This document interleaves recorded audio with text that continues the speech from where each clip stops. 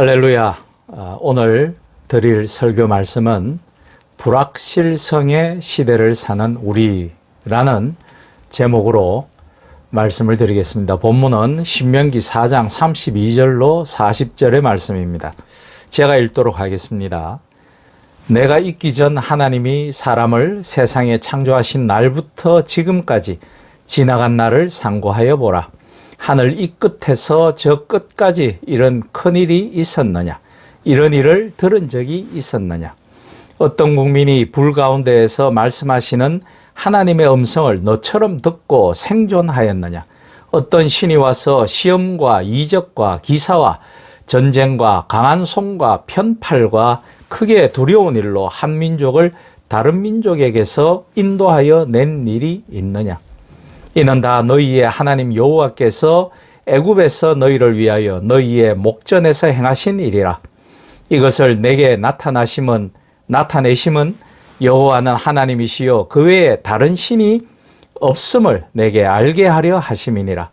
여호와께서 너를 교훈하시려고 하늘에서부터 그의 음성을 내게 듣게 하시며 땅에서는 그의 큰 불을 내게 보이시고 내가 불 가운데서 나오는 그의 말씀을 듣게 하셨느니라. 여호와께서 내 조상들을 사랑하신 고로 그 후손인 너를 택하시고 큰 권능으로 친히 인도하여 애굽에서 나오게 하시며 너보다 강대한 여러 민족을 내 앞에서 쫓아내고 너를 그들의 땅으로 인도하여 들려서 그것을 내게 기업으로 주려 하심이 오늘과 같으니라. 그런즉 너는 오늘 위로 하늘의 아래로 땅에 오직 여호와는 하나님이시요 다른 신이 없는 줄을 알아 명심하고 오늘 내가 내게 명령하는 여호와의 규례와 명령을 지키라. 너와 내 후손이 복을 받아 내 하나님 여호와께서 내게 주시는 땅에서 한없이 오래 살리라. 아멘. 전쟁과 기아, 실업과 양극화, 노동자의 죽음, 무한 경쟁과 무한 이기심, 그리고 교회적으로는 교회 성장의 둔화, 신자들의 흩어짐 등은 지나간 어느 어려웠던 시절의 이야기가 아니라 21세기를 살아가는 바로 오늘을 대변하는 이야기들입니다. 교회도 어려움에 직면해서 전도는 막히고 사람들이 뿔뿔이 흩어져 떠나가기 시작하였습니다. 모든 것이 불분명하고 불확실한 혼돈의 시대처럼 느껴집니다.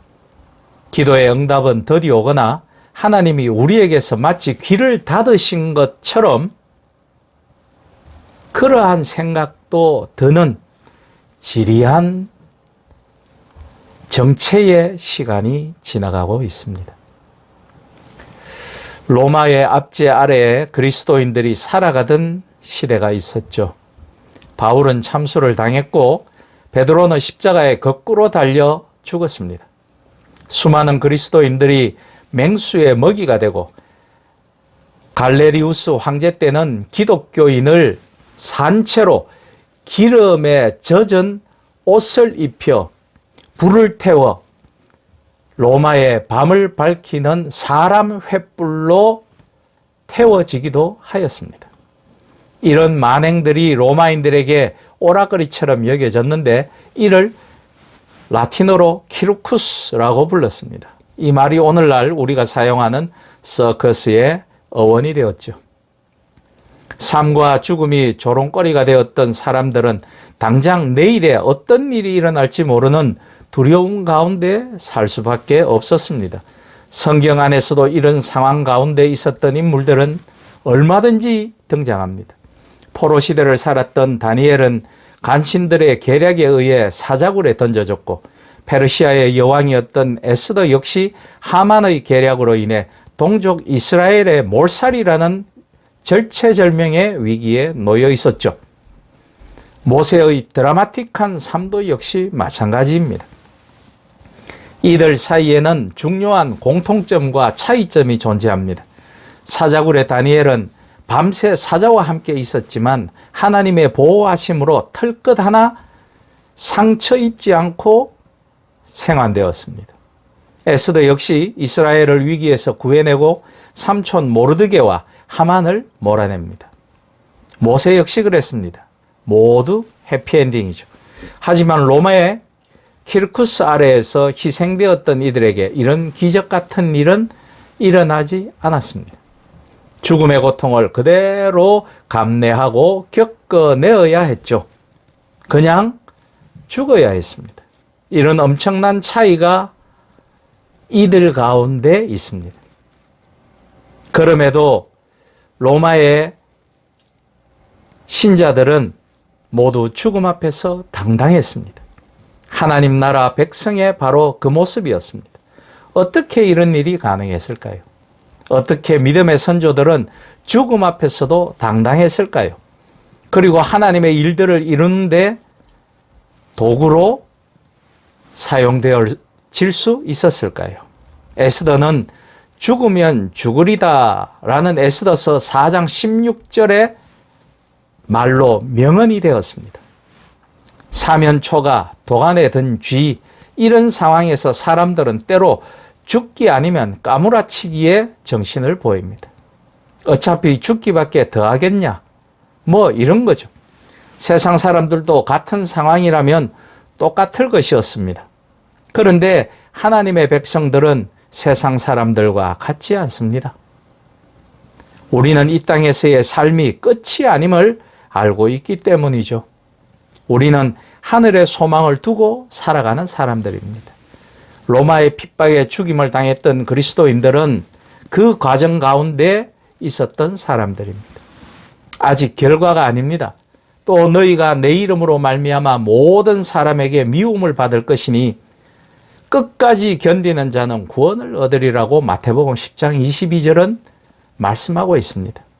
이 말씀이 그들에게 얼마나 큰 격려며 위로가 되었겠습니까? 죽음의 위협이 없더라도 그들의 자세는 우리의 신앙생활에 큰 격려가 됩니다.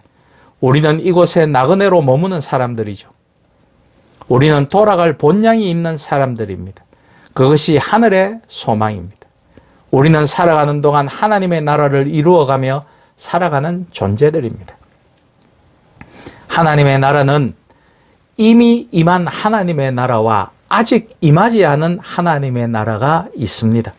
이미 임한 하나님의 나라는 우리가 이 땅 가운데 이루어가는 하나님의 나라이고, 아직 임하지 않은 하나님의 나라는 예수님의 재림 때에 완성될 하나님의 나라입니다.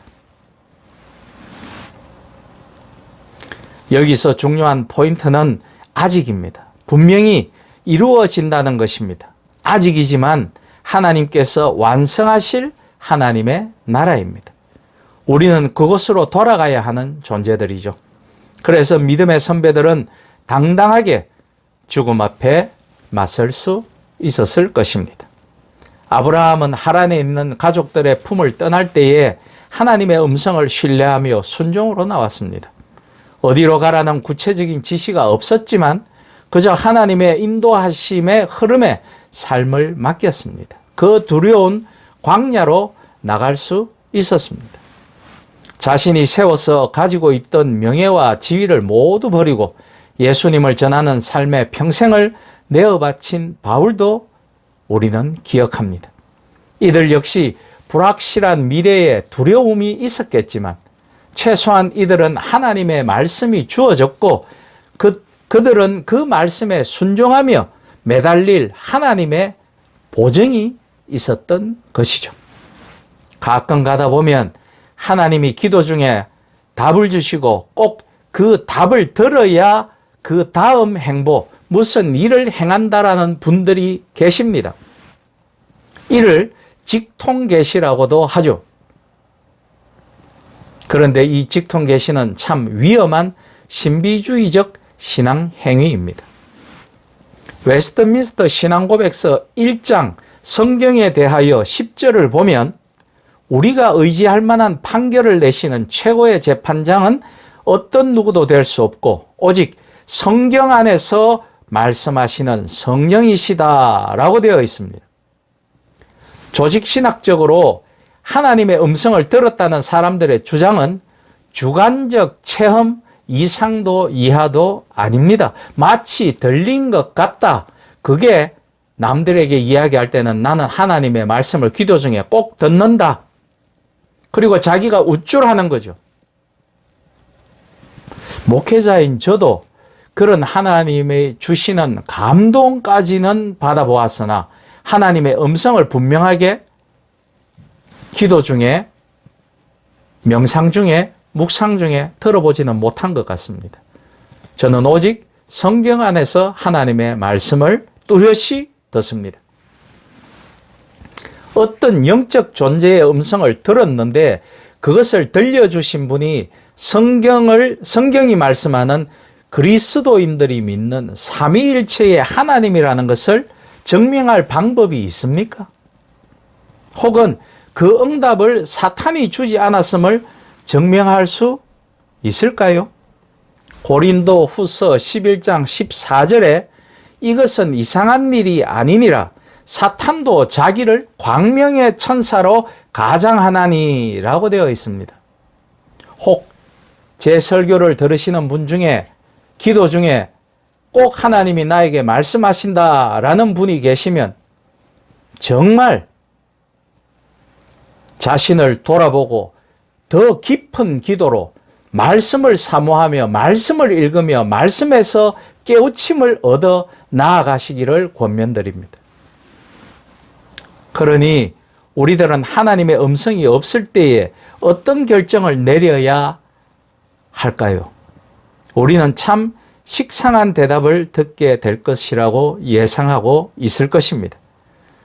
그것은 바로 말씀에 근거하여 살아라 라는 것이죠.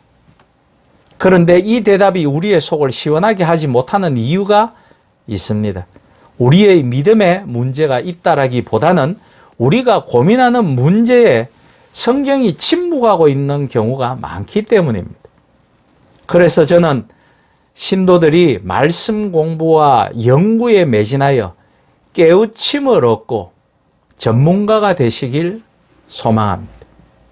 성경의 전문가가 된다는 것은 그만큼 하나님을 알아간다라는 뜻이며 하나님과 좀 더 친밀히 교제를 쌓아갈 수 있다라는 의미가 됩니다. 그러면 답이 보이겠죠. 무엇이 하나님께 기쁨이 되는지를 알게 된다라는 것입니다. 하나님이 우리를 기쁘시게 하는 것이 아니라 우리가 하나님을 기쁘시게 해드려야 할 존재라는 것입니다. 우리가 무엇을 해야 하나님께서 좋아하시고 무엇을 하면 하나님께서 싫어하시는지를 알기 위해서 성경으로 눈을 돌리시고 성경에서 큰 깨우침을 얻기를 소망합니다.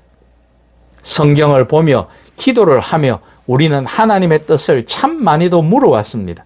때로는 하나님의 응답이 없으심에 좌절도 하였고 답답해도 하였습니다. 하나님의 말씀에 대해서 가르치다 보면 이런 부분이 참 안타깝습니다.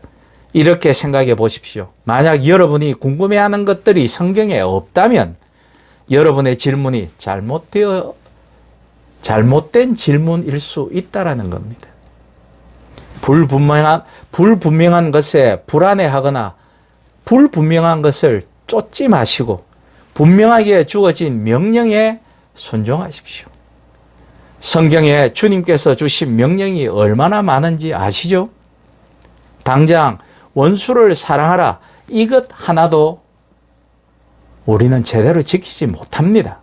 저는 기도하면서 누구를 용서하게 해주십시오라고 기도하고 눈을 뜨고 그 사람과 대적하며 욕지거리를 하는 신학생을 보았습니다. 남을 사랑하는 것 쉽지 않은 것이죠. 하물며 용서란 더 어려운 것이겠죠. 이것 하나도 지키기 힘든데 오직 너희를 위하여 보물을 하늘에 쌓아두라. 이 명령을 수행하기도 버거운데 말씀하신 적도 없는 문제들에서 허우적거릴 시간이 없습니다. 라틴어에 카르페 디엠이라는 말이 있습니다. 영화 죽은 시인의 사회에 나와서 유명해진 말이죠. 지금 살고 있는 이 순간에 충실하라는 뜻입니다. 지금 이 순간이 모여서 우리의 미래가 만들어집니다. 그렇다면 불확실함 속에서 불확실한 것과 불완전한 것과 썩어져 없어져 버릴 것들에 대해 염려하고 불안해할 것이 아니라 확실한 것과 완전한 것과 영원한 것, 아름다운 것을 쫓으며 주님이 함께 하시는 위로와 평안이 여러분과 저 그리고 이 한국 교회에 넘쳐나기를 주님의 이름으로 축원합니다. 아멘.